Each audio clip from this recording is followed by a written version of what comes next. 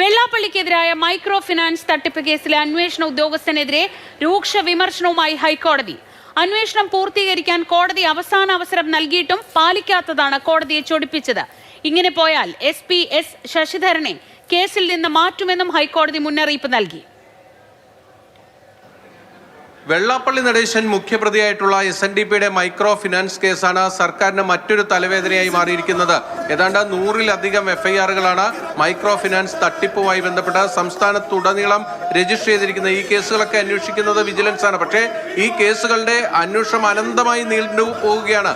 ഈ മാസം 20-നകം അന്വേഷണം പൂർത്തീകരിക്കണമെന്ന് ഹൈക്കോടതി നേരത്തെ നിർദ്ദേശിച്ചിട്ടും പ്രത്യേക അന്വേഷണ സംഘം അതിന് തയ്യാറായിട്ടില്ല. ഇന്ന് കേസ് കോടതിയുടെ പരിഗണനയ്ക്ക് വന്നപ്പോൾ വീണ്ടും സമയം നീട്ടിച്ചോദിച്ചുകൊണ്ടുള്ള അപേക്ഷയുമായിട്ടാണ് SP S ശശിധരൻ കോടതിയിലെത്തിയത്. ആ അപേക്ഷ തള്ളിക്കൊണ്ട് കടുത്ത വിമർശനമാണ് ഉന്നയിച്ചിരിക്കുന്നത്.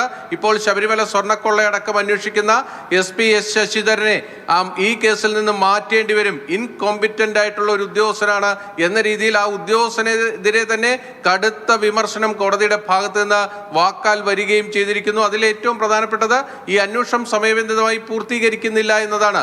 3 ആഴ്ചത്തെ സമയം കൂടി ഇപ്പോൾ കോടതി അനുവദിച്ചിരിക്കുകയാണ്. അതായത് ജൂലൈ 8-നകം വെള്ളാപ്പള്ളി നടേശൻ മുഖ്യപ്രതിയായിട്ടുള്ള ഈ കേസുകളുടെ അന്വേഷണം പൂർത്തിയാക്കി അന്തിമ റിപ്പോർട്ട്, അതായത് കുറ്റപത്രം കോടതിയിലേക്ക് സമർപ്പിക്കുക എന്നതാണ് ഇപ്പോൾ ഹൈക്കോടതി നിർദ്ദേശിച്ചിരിക്കുന്നത്. ആ സമയപരിധിക്കകം ഈ നടപടികൾ ഉണ്ടായിട്ടില്ല എങ്കിൽ ഇതുവരെ ഈ കേസ് അന്വേഷിക്കുന്ന SP S ശശിധരനെ ആ സ്ഥാനത്ത് നിന്ന് മാറ്റേണ്ടി വരുമെന്ന മുന്നറിയിപ്പ് കൂടി ഹൈക്കോടതി നൽകിയിരിക്കുന്നു. എന്തായാലും SNDP മൈക്രോ ഫിനാൻസ് കേസ് എന്നത് വർഷങ്ങളുടെ പഴക്കമുള്ള കേസാണ്. കഴിഞ്ഞ സർക്കാരിന്റെ കാലത്ത് ഈ കേസ് നീട്ടിക്കൊണ്ടുപോകാൻ പല ശ്രമങ്ങളും നടന്നിട്ടുണ്ട് എന്ന ആക്ഷേപങ്ങളടക്കം വന്നിട്ടുള്ള ഒരു കേസാണ്. അതിൽ പുതിയ സർക്കാർ എന്ത് തീരുമാനമെടുക്കും?